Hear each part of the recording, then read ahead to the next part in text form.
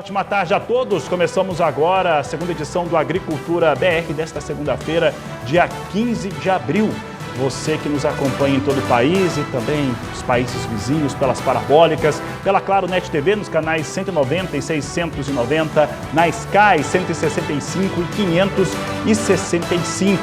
Você também pode estar conosco no portal sba1.com, portal do agronegócio brasileiro, com análises, reportagens, entrevistas. Você tem ali tudo o que você precisa para realizar bons negócios, a nossa agenda de leilões e a transmissão do Agrocanal e também do Canal do Boi. Estamos ao vivo no Facebook e no YouTube também. Siga o nosso perfil, siga o Canal do Boi nestas mídias sociais e, claro, no Instagram, fique cada vez mais bem informado. Você, se estiver no Paraguai, tem uma alternativa que é a Neo TV, TV por assinatura. Obrigado pela sua audiência, obrigado por estar conosco. Começa essa edição de Agricultura BR falando sobre a pecuária no Rio Grande do Sul, sobre a recuperação, principalmente, de algumas questões que estruturam o setor. E quem fala sobre este assunto no programa é Graciela Caino. Com baixas nos preços, a temporada de outono da pecuária, tradicional período de vendas de terneiros, deve ser de otimismo em 2024 e promete impulsionar os negócios. Este movimento acarretará em bons frutos para o futuro da pecuária gaúcha. O principal ponto assim já é a nossa virada do ciclo.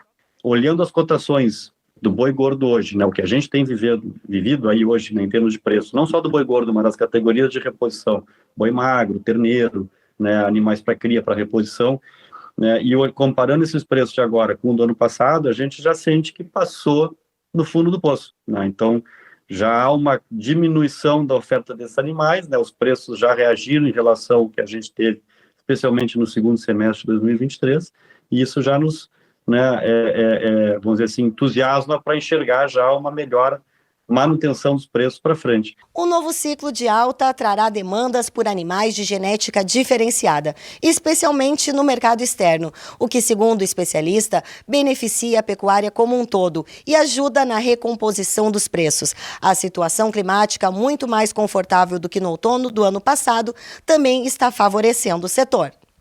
O boi gaúcho, né, se a gente falar de uma maneira geral, o boi gaúcho ele sempre teve um ágio em relação ao boi Brasil, na média, né? Lógico que pode haver determinadas situações ao longo do Brasil que por produzir uma carne premium, até com animais cruzados, muitas vezes com raças britânicas oriundas do Rio Grande do Sul, né, com genético do Rio Grande do Sul, consegue atingir patamares até superiores.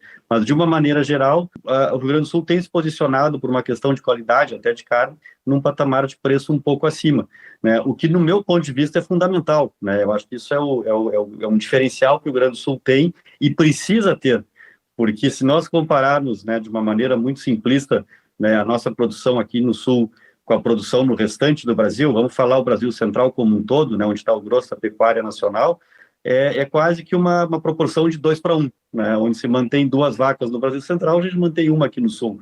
Então, a nossa produtividade é quase a metade, né, de uma maneira muito simplista falando. Então, nós precisamos ter um diferencial, um ganho de outra forma, né, precisamos ter uma agregação de valor, seja pelo ambiente, pelas pastagens nativas, né, consorciadas com pastagens cultivadas de inverno, que é uma situação muito particular do Sul, né, e junto a isso uma genética, né, muito mais focada em animais britânicos, né, hoje praticamente, né, o eixo Hereford, Braford, Angus e Brangus praticamente domina, né, a pecuária gaúcha. Logicamente que existem outras raças, existem outros cruzamentos, existe a presença de sangue zebuíno, mas o grosso da matriz, né, que chega a esses preços diferenciados, está alicerçado nessas 2 raças e nos seus cruzamentos. Então, esses diferenciais é o que tem permitido que o Rio Grande do Sul atinja esses níveis de valores mais altos, né, no preço do quilo do boi gordo, da carcaça ou da arroba. De Cruz Alta, Rio Grande do Sul, Graciela Caino.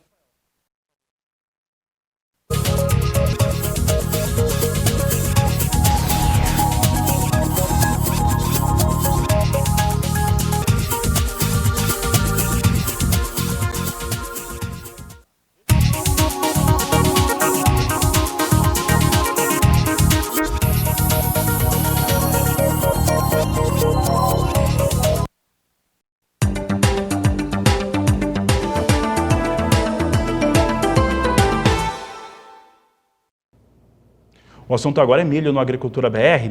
Eu vou começar trazendo primeiramente como é que vem a movimentação na Bolsa de Chicago. Você tem aqui as posições em curto prazo negociados, com maio a $4,30 mais 5 bushel, queda de 1,14%, queda de 1% na posição de julho, $4,42 mais 8 o bushel, setembro $4,52 mais 5 bushel, queda de 0,93%, dezembro $4,67 mais 8 bushel, com queda de 0,90%.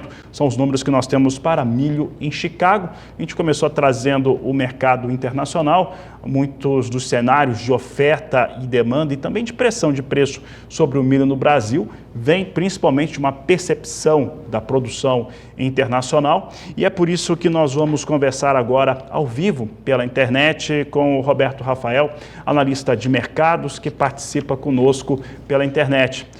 Roberto, obrigado pela sua participação mais uma vez aqui no Agricultura BR.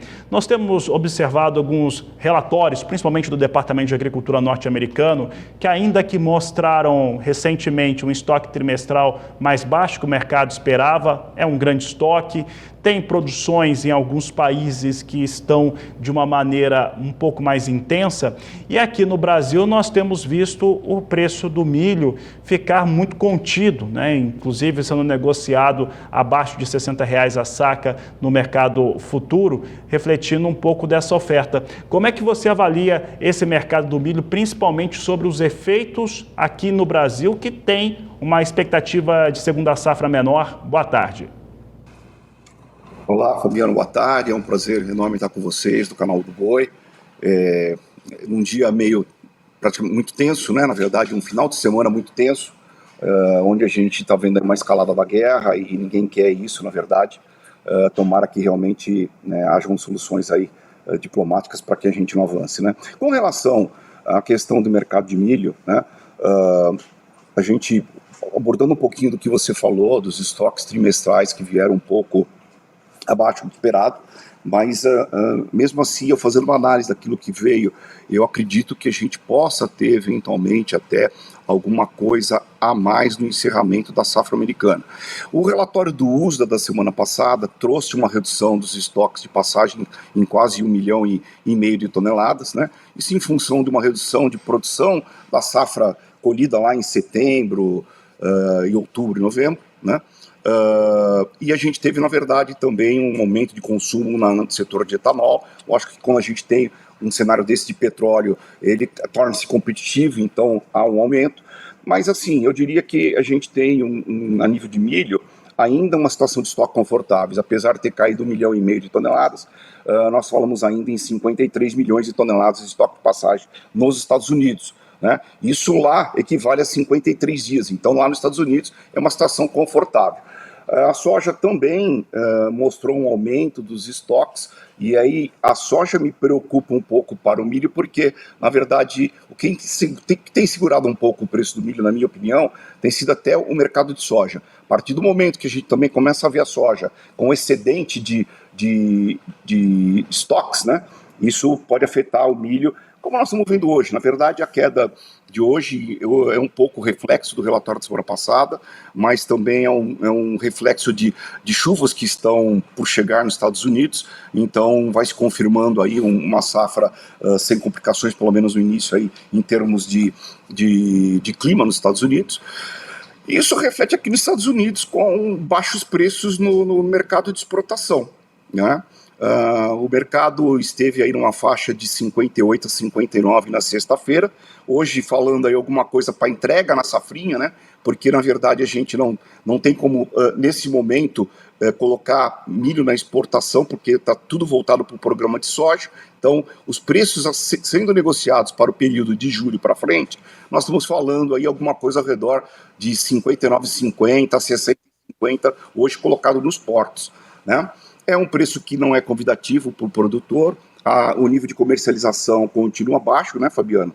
E o que a gente tem, na verdade, é o cenário de abastecimento tranquilo das indústrias de consumo, e é algo que a gente falou na outra entrevista. O que mais me preocupa para o mercado de milho é que segura esse preço e pode, na verdade, até trazer um pouco, dependendo agora, nós temos uma questão de dólar, preços de commodities mundiais e tal, mas para nós, eu venho trabalhando com estoque de passagem bem superior ao que o governo tem reportado.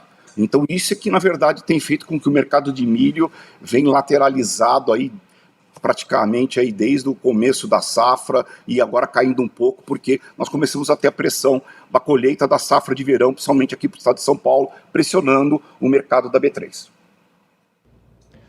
Roberto, se nós olharmos para o mercado brasileiro, e aí eu vou na mesma última quinta-feira, nós tivemos pela manhã a Conab trazendo o seu 7º levantamento de safra, e esse 7º levantamento de safra da Conab, ela reduz a sua estimativa de produção, de certo modo, muita gente esperava por isso, né? Eu até olhei algumas culturas, a gente trabalhou com feijão, por exemplo, que aumentou bastante, então muita gente tem ocupado pequenas áreas, migraram para essa cultura, por exemplo, mas o que chamou a atenção mesmo foi o estoque final, o estoque de passagem de milho da safra 23-24, que foi estimado pela Conab. Se a gente olhar ali naquela tabela, naquele relatório da Conab mesmo, desde 2016, pelo menos, pode ser até mais, nós não temos um estoque de passagem tão grande, tão pequeno, aliás, né, com uma redução tão grande como esse.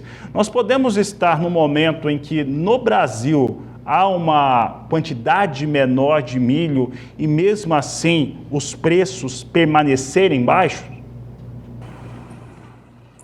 Olha, Fabiano, o que eu acredito nesses números da Conab aí é que os estoques de passagem, pelo menos da safra, agora que se encerrou em 31 de janeiro, que é a safra 22/23, ela é bem maior do que os números reportados pela Conab. Por isso que nós temos uma situação de mercado de lateralizado a caindo agora, um pouco mais, até porque nós vamos chegar na safrinha, né?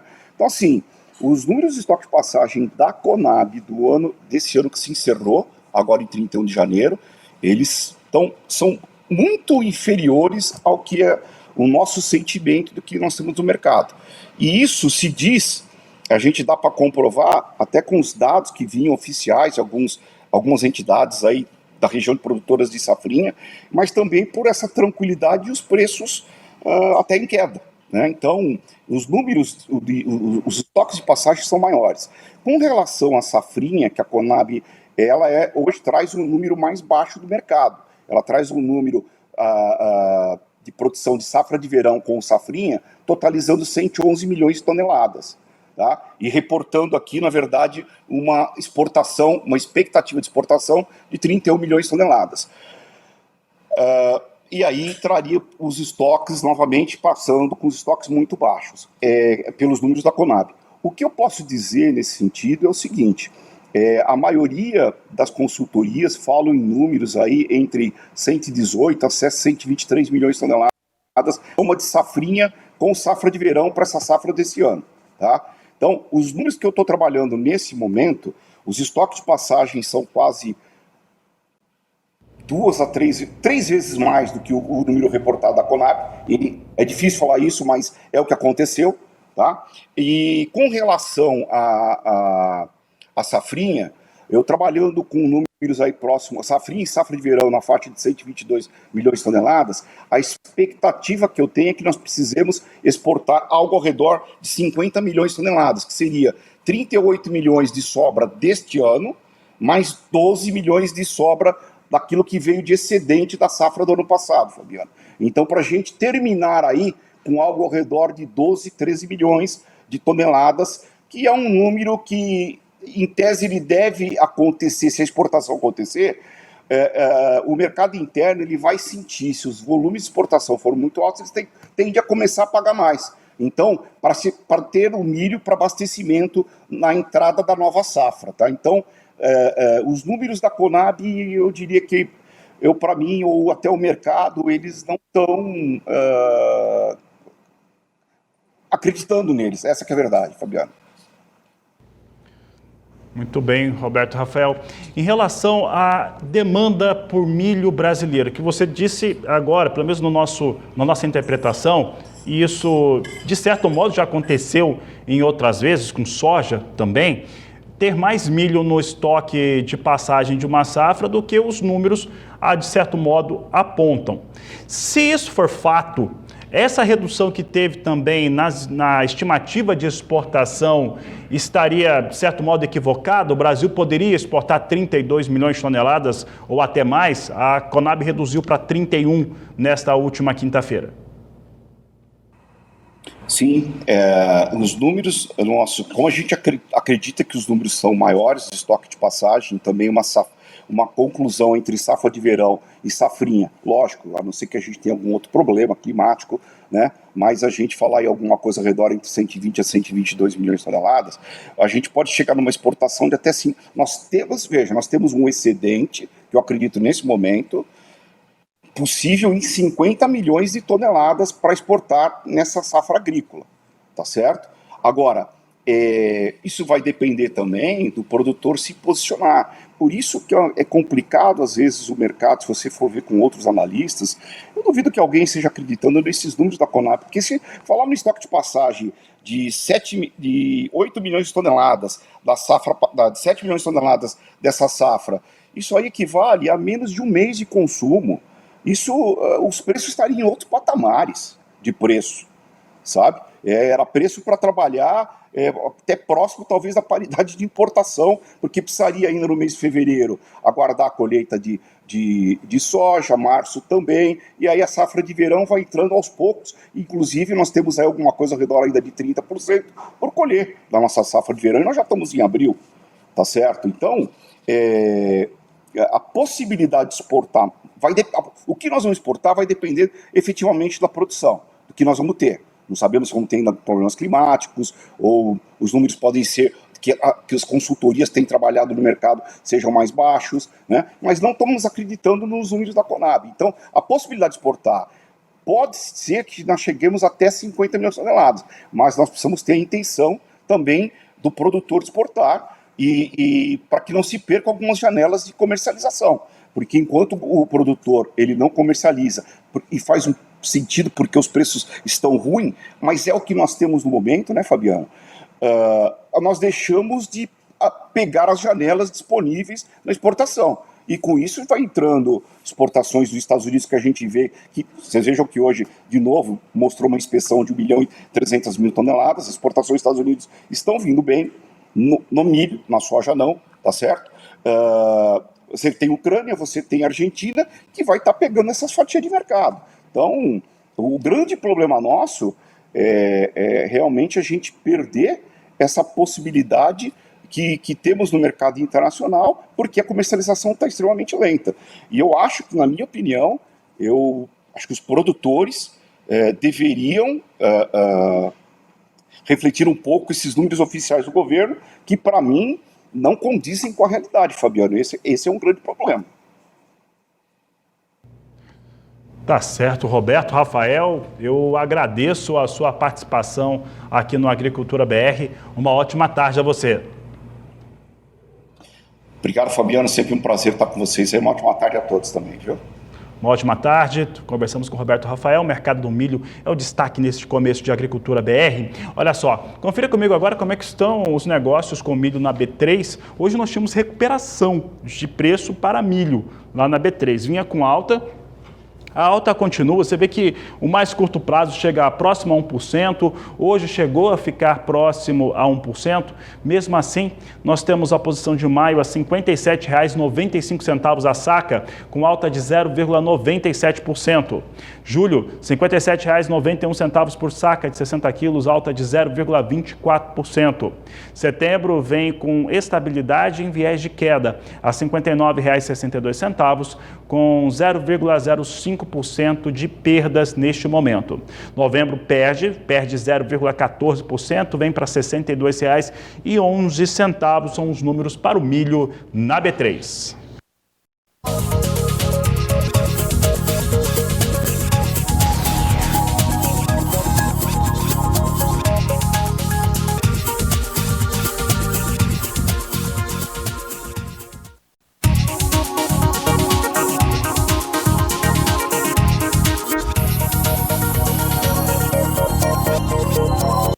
E devemos ter uma semana de Brasil chuvoso. Quem fala sobre este assunto aqui no Agricultura BR é Clarissa de Faria. Boa tarde, Clarissa. Boa tarde, Fabiano, e vamos para os destaques dessa próxima semana. Chuva forte nesses próximos 5 dias no Rio Grande do Norte, Maranhão, Pará e Piauí, que vão ter as suas atividades de colheita paralisadas.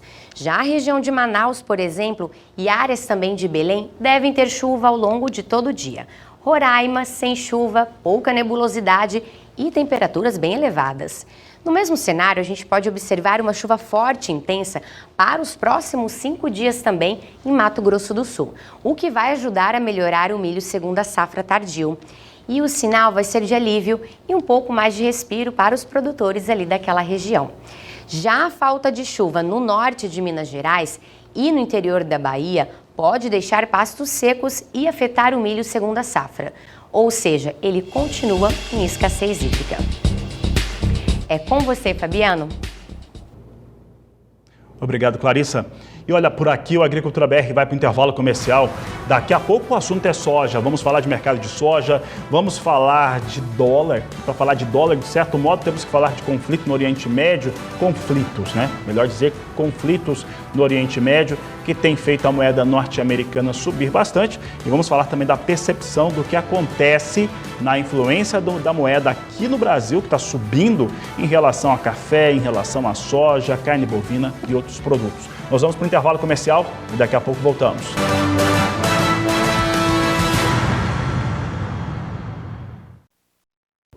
O assunto agora é soja na Bolsa de Chicago. Vamos ver como é que vem a operação neste momento. Chicago apresentava queda para a oleaginosa agora há pouco e você tem comigo os números aqui nas posições de curto prazo e vai caindo mais expressivamente. Posição de maio, 11 dólares 59 centes mais 8 bushel, queda de 1,21%. Julho, 11 dólares 73 centes mais 5 por bushel, queda de 1,11%. Agosto, 11 dólares 72 centes o bushel, queda de 1,05%. E setembro, 11 dólares 60 centes mais 5 bushel, vai perdendo 0,96%. E a gente tem que falar um pouco a respeito de como que o mercado se comporta, né, nesta segunda-feira. E a gente pode dizer que o mercado climático, ele começou para a safra norte-americana. Isso não há mais dúvida sobre isso. Então, todo tipo e nível de especulação em relação a clima vão fazer soja recuar, como a gente está vendo agora, e eventualmente se recuperar.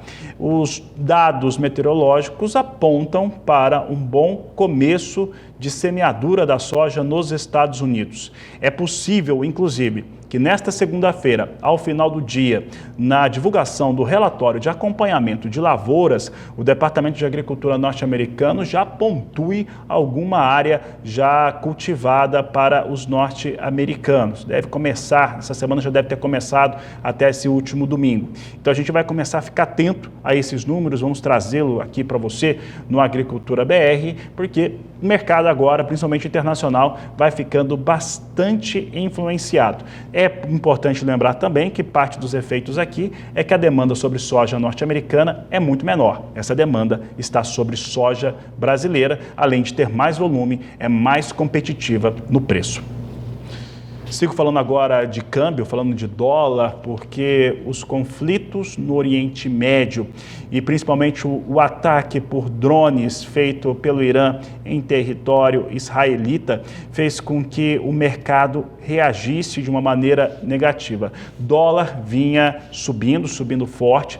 Um fator importante para os investidores é que toda vez que há risco de conflito, um risco de crise, é natural que se tenha um empenho de recursos financeiros em bases que são consideradas muito sólidas. Ouro, por exemplo, e dólar. A moeda norte-americana acaba lastreando quase todos os tipos de negócio, então se procura comprar dólar em cenários de crise. No caso, essa seria uma possível crise causada pelos conflitos. Um outro fator é que a maior parte dos analistas que são da parte política e também da parte diplomática acreditam que Israel não vai fazer nenhuma contrapartida, né, alguma reação armada em ataque em relação ao Irã. Se isso de fato for confirmado, não houver essa reação, as coisas começam a voltar para o que estavam antes, pelo menos. Mas o cenário continua bastante delicado e pode mexer com a economia global de uma maneira generalizada, caso a gente veja uma reação, alguma resposta mais ríspida por parte de Israel.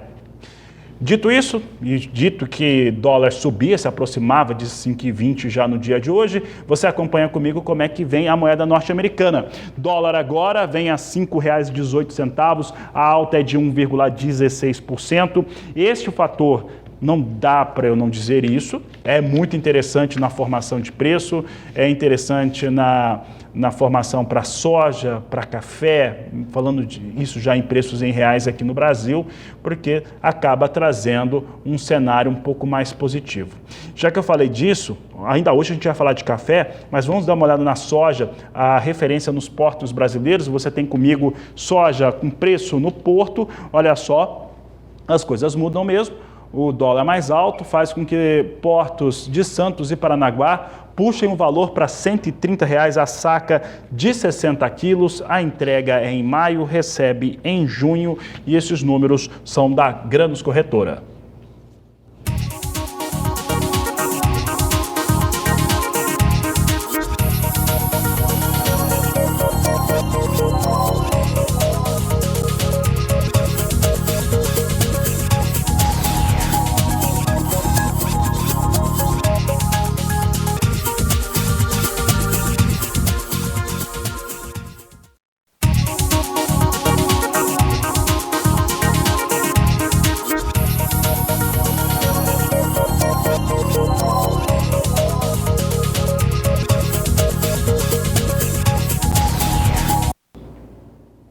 Em um estudo inédito realizado pelo IMEA, Instituto Mato Grossense de Economia Agropecuária, e pela ProSoja do Mato Grosso, mostra os impactos do desenvolvimento, do clima e das perdas sobre a safra 2023-2024 lá no estado do Mato Grosso. Quem fala sobre o tema aqui no Agricultura BR é Valdir Pacheco. Uma pesquisa realizada em parceria entre o IMEA, Instituto Mato Grossense de Economia Agropecuária, e a ProSoja MT, divulgada recentemente, revela que 87,2% dos produtores de soja não conseguirão cobrir os custos da safra 2023-24. A região oeste de Mato Grosso foi a mais castigada pelas intempéries climáticas, onde registrou uma produtividade média de 47,83 sacas por hectare. Participaram do estudo 1.187 produtores que cultivam aproximadamente 2.500.000 hectares, o que equivale a 21% da área cultivada no estado, que planta mais de 12 milhões de hectares. Esse levantamento foi realizado em 99 dos 141 municípios do estado.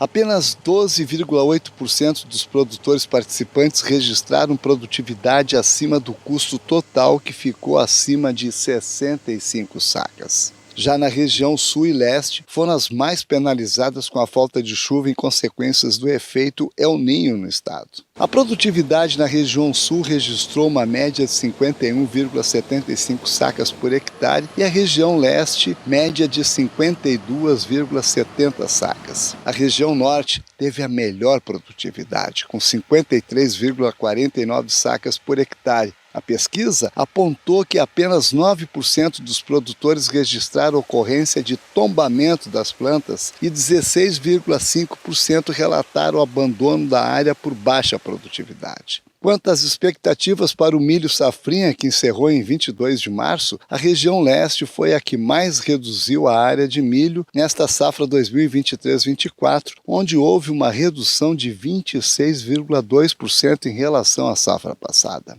Ainda de acordo com os agricultores, a região oeste diminuiu em 15,33%. Já na região sul foi de 12,97%. Na região norte, 7,28%. A média do estado deve fechar em 8,44%, ou seja, uma redução estimada em 6,94 milhões de hectares. A ProSoja MT voltou a cobrar mais medidas do Ministério da Agricultura para ajudar os produtores mato-grossenses, porque as medidas anunciadas para o setor produtivo são insuficientes para conter a crise da agricultura. Mato Grosso e mais 16 estados tiveram aprovação do Conselho Monetário Nacional para a renegociação de até 100% que vence esse ano de operações de crédito rural de investimento relacionados à produção de soja, milho, leite e carne. De acordo com o presidente da ProSoja MT, Lucas Beber, uma das grandes preocupações nesse momento é que muitos produtores correm o risco de não ter o produto para entregar. De Sinop, no norte de Mato Grosso, Valdir Pacheco. Agricultura BR vai para o intervalo comercial. Daqui a pouco nós vamos falar sobre citricultura em Mato Grosso do Sul. Você vai ter os destaques também do mercado do café e muito mais daqui a pouco após o intervalo comercial.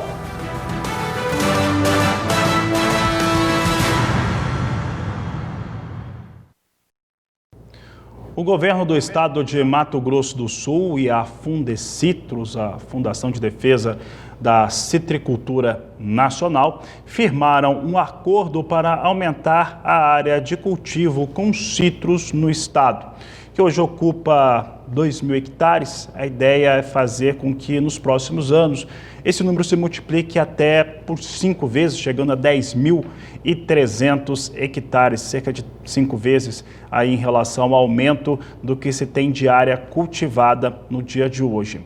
E Mato Grosso do Sul tem sido apontado pelos técnicos de campo como um lugar muito ideal para se ter o cultivo da citricultura e funcionar como uma espécie de alternativa a produtores de soja e também da bovinocultura.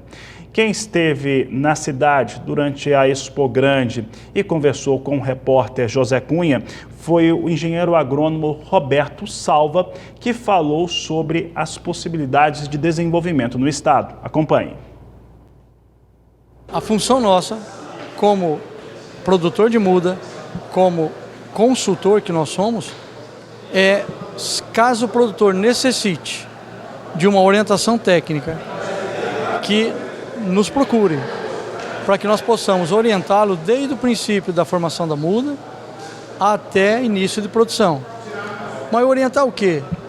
Tratos culturais, nutrição, manejo de poda, manejo de colheita. Todas as nossas segmentos dentro da linha produtiva é com a gente. Por isso que hoje, nessa palestra, fiz uma apresentação ampla, principalmente mostrando ao sojicultor que é uma cultura de médio e longo prazo. Ele vai ter que aguardar 3 anos para iniciar a produção. Ele terá que estar preparado, principalmente financeiramente, para aguardar o início da produção. Até o 3º ano, ele só vai gastar. A partir do 3º ano, ele vai ter aí uma rentabilidade que vai dar segurança para ele, porque a cadeia ela é promissora e hoje tem falta de laranja. Isso é uma grande coisa. Isso que dá ao produtor essa credibilidade que ele está entrando no setor seguro. A gente vê que a cadeia está muito voltada em cima da laranja, na verdade é o maior produto da cadeia, é o que tem a maior expansão aí no mercado internacional, mas como é que está esse mercado para as outras frutas cítricas, como o limão, por exemplo? Hoje está faltando, de uma forma geral, na cadeia citrícola, hoje está faltando laranja, está faltando tangerina e está faltando limão. Limão ainda tem um pouco... está acima um pouco da quantidade.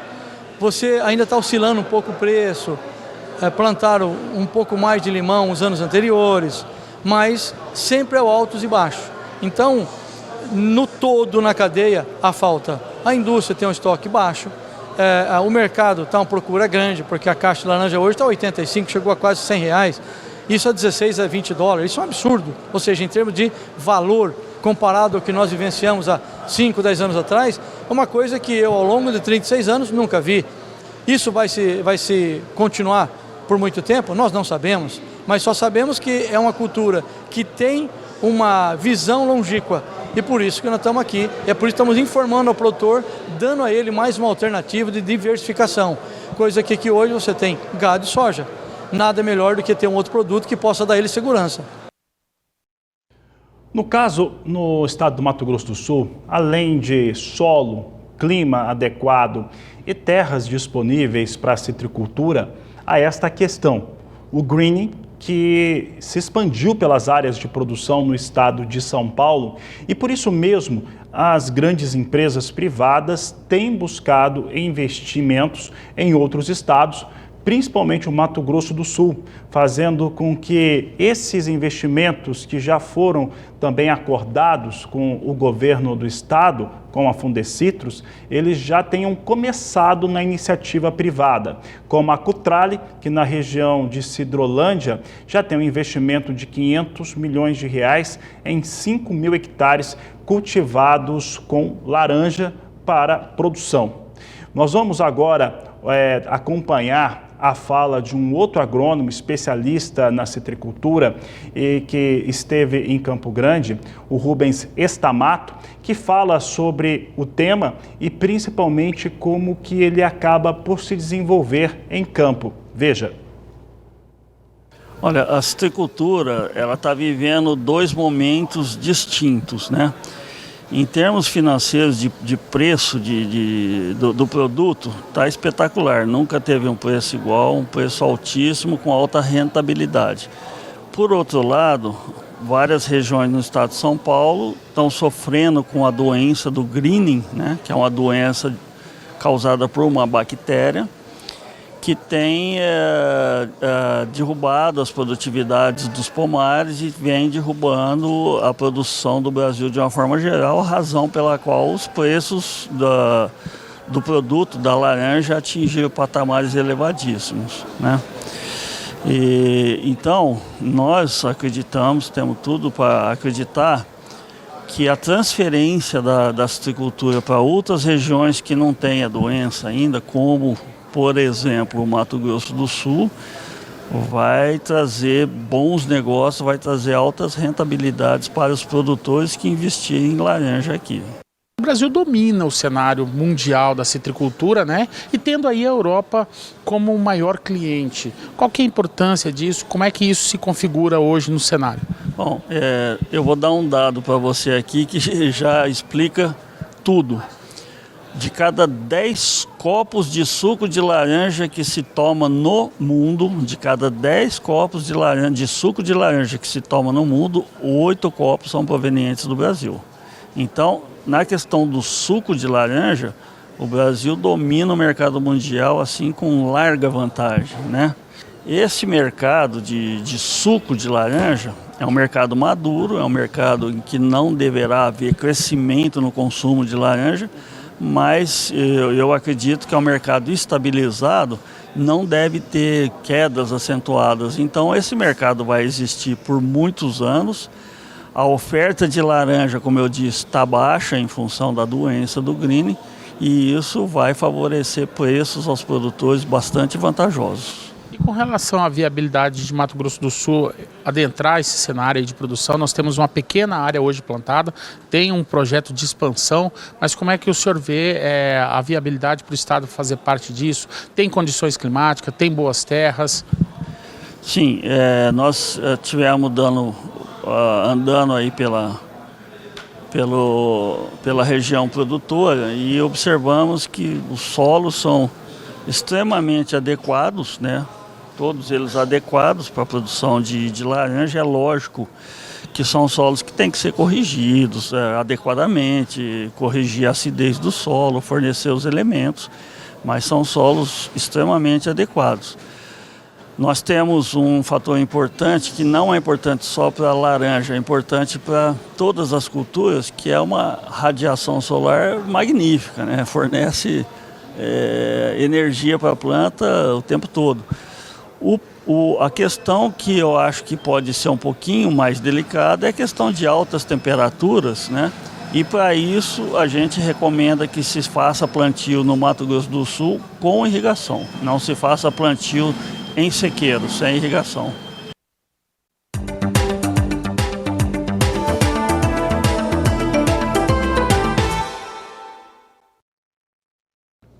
O assunto agora no Agricultura BR é o mercado de café. Vamos falar como que vem a operação, se esse dólar disparando aqui no Brasil e também todo o mundo, por conta dos conflitos no Oriente Médio, influenciam no preço aqui no Brasil e como que eles têm influenciado.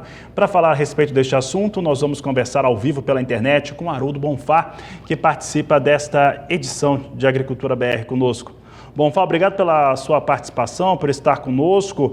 Bom, vou começar então trazendo essa informação, né, que todo mundo já sabe. Durante o final de semana teve esse ataque de drones do Irã em território israelita, que foi rechaçado. Agora tem uma expectativa de não ter uma reação física, pelo menos por enquanto, de Israel, mas o fato é que isso mexeu com bolsa de valor, mexeu com câmbio e isso fez o dólar subir. Como é que esse dólar mais alto fecha preço e influencia o café aqui no Brasil? Bonfá, boa tarde, seja bem-vindo. Boa tarde, Fabiano. Boa tarde a todos.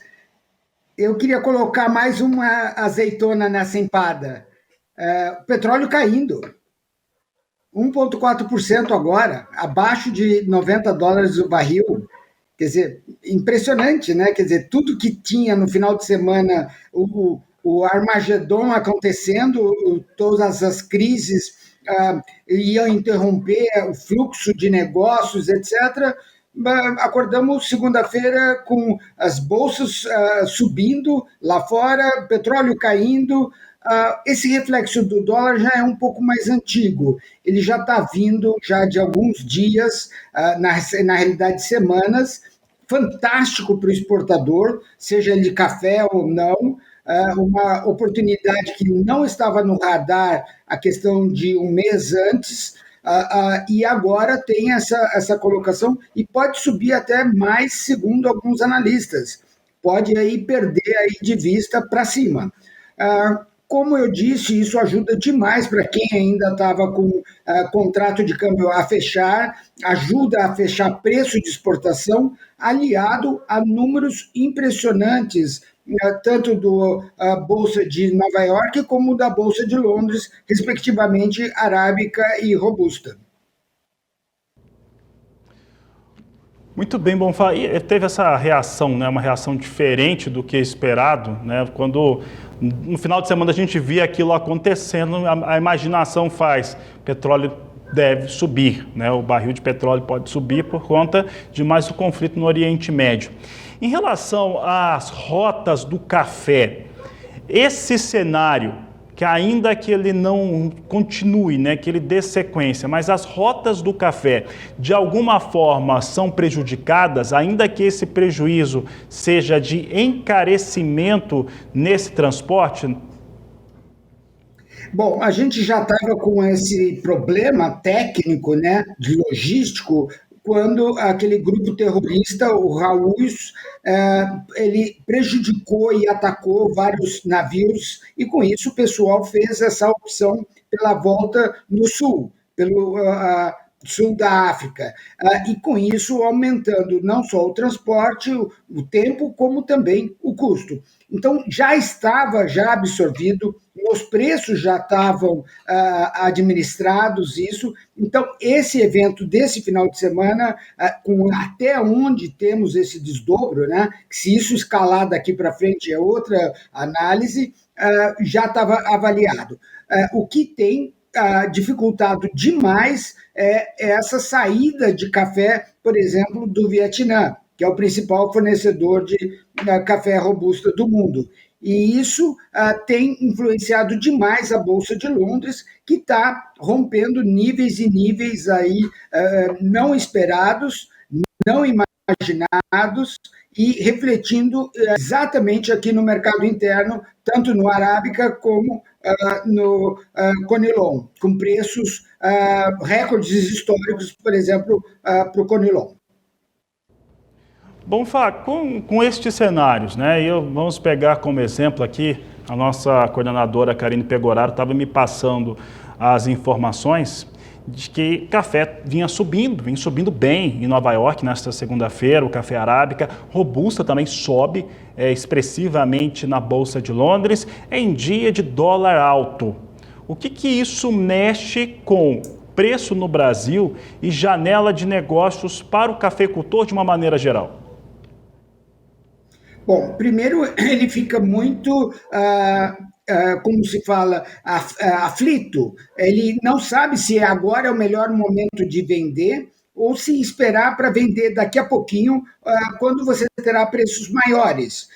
Isso ele já vinha fazendo no começo da semana passada, e quem esperou para vender, em vez de vender na terça, vendeu na quinta, vendeu melhor. Em vez de vender na quinta, vendeu hoje, segunda-feira, vendeu melhor ainda. Ou seja, não tem limite, e isso tem um problema muito sério. Ou seja, qual é o volume de café disponível que temos para vender, tanto em mercado interno como no mercado de exportação, face à entrada dessa nova safra que está chegando.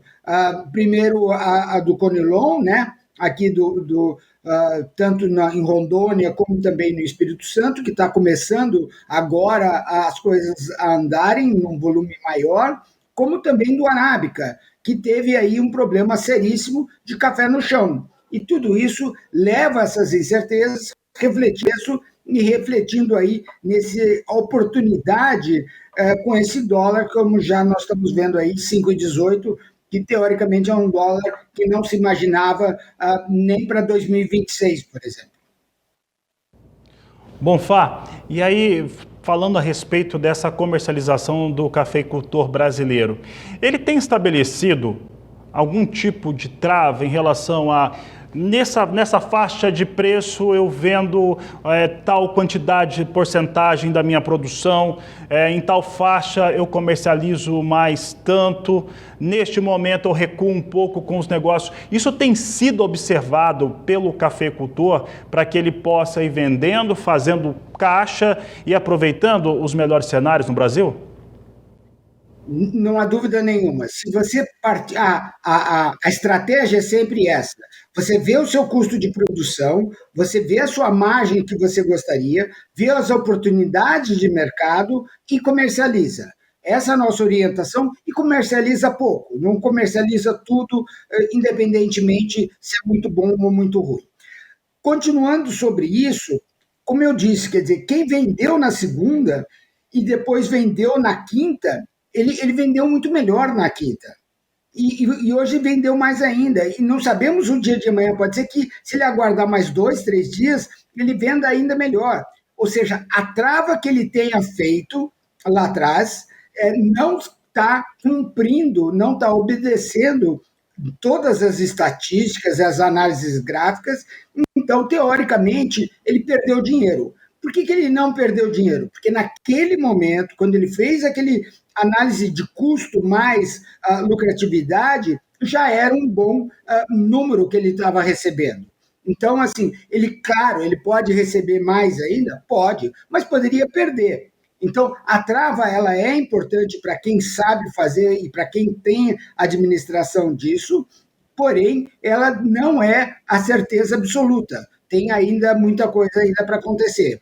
E isso faz parte do jogo do café. Nós já vimos altas brilhantes e derrocadas também tremendas, né? Tudo isso afetando, sim, o mercado. Para encerrarmos, como é que você define no momento quadro de oferta e demanda de arábica e quadro de oferta e demanda de robusta global? Bom, o arábica tem primeiro que ter essa receita, ou ver qual é o volume que realmente vamos colher, que o Brasil vai colher. O Brasil é o maior produtor do café arábica e ele vai liderar esse conceito. Hoje, no momento, ele não está dando sinais de que teremos muito café. Temos aí uma expectativa climática futura preocupante, uma vez que o Laninha pode trazer, sim, muito frio, e isso trazer geada para o futuro. Nós estamos falando aí julho, agosto pela frente. Essas incertezas também pressionam o preço. Do Conilon depende extremamente do robusta do Vietnã. Nós estamos falando assim, um espelho, subindo lá, sobe aqui, né? E lá só sobe.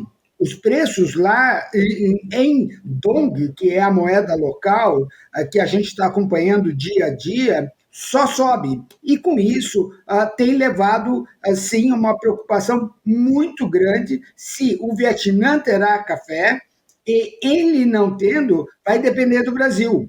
Se ele exporta 26 milhões e o Brasil tem potencial aí de exportar, não sei, 10 milhões, muito, né? É pouco frente à necessidade do mundo. Então, todos esses ajustes vão refletir em preço e vão refletir aí no futuro.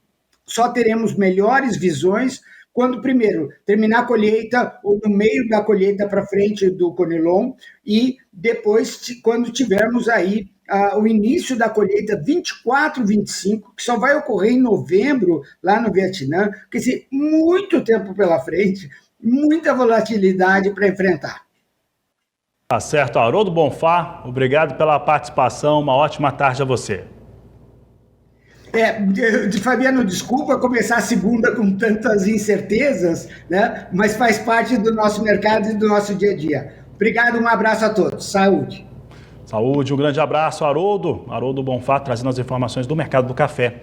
Por aqui nós vamos dar uma olhada rapidamente porque as telas estão bonitas, né? Nova York, café arábica aqui, nós temos alta para os negócios, com maio a $2,31 mais 65 a libra-peso, alta de 3,11%. Julho, $2,26 mais 95 a libra-peso, alta de 2,94%. Setembro, $2,25 mais 25 libra-peso, alta de 2,71%. E dezembro, $2,23 mais 70, com alta de 2,42%.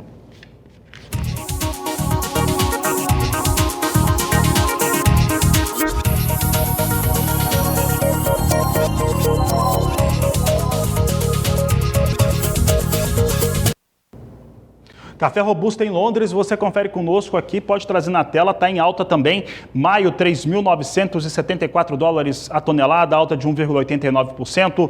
Julho, $3.951, alta de 2,57%. Setembro, $3.871 tonelada, alta de 2,73%. E dezembro, $3.770, alta de 2,61%. Posição de maio ameaçando chegar a $4.000 a tonelada para o café Robusta em Londres.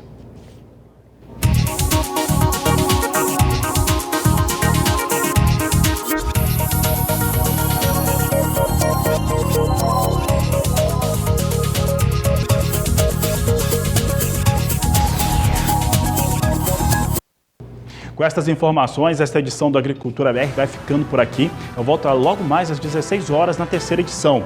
Olha, na sequência, você vai acompanhar o José Cunha falando de um dos mais importantes parceiros do Canal do Boi e que traz sempre uma grande oportunidade para a pecuária brasileira. Vou ficando por aqui, a gente se vê logo mais.